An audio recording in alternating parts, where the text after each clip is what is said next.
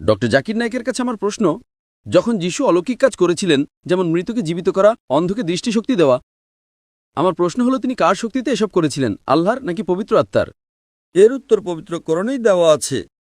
আল্লাহ কোরআনে বলেছেন সূরা ইমরানের ৩ নম্বর সূরার ৪৯ নম্বর আয়াতে যে যীশু খ্রিস্ট, তার উপর শান্তি বর্ষিত হোক, তাকে বনী ইসরাঈলের কাছে একজন বার্তাবাহক হিসেবে পাঠানো হয়েছিল এবং তিনি মৃতকে জীবন দিয়েছিলেন আল্লাহর অনুমতিতে, বিইদনিল্লাহ। সমস্ত নবীরা যত অলৌকিক কাজ করেছেন, শুধু যীশুখ্রিস্ট নন, সেটা মুহাম্মদ সাল্লাল্লাহু আলাইহি ওয়াসাল্লাম হন, যীশুখ্রিস্ট হন বা মুসা আলাইহিস সালাম হন, সব অলৌকিক ঘটনাই সর্বশক্তিমান ঈশ্বরের দ্বারা সংঘটিত হয়েছে।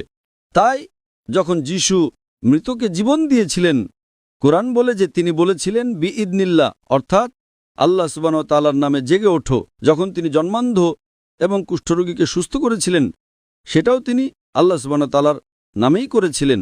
সমস্ত বার্তাবাহক, এমনকি মুসা আলাইহিস সালাম যখন সমুদ্রকে বিভক্ত করেছিলেন, সেটাও তিনি আল্লাহ সুবহানাহু ওয়া তাআলার সাহায্যেই করেছিলেন।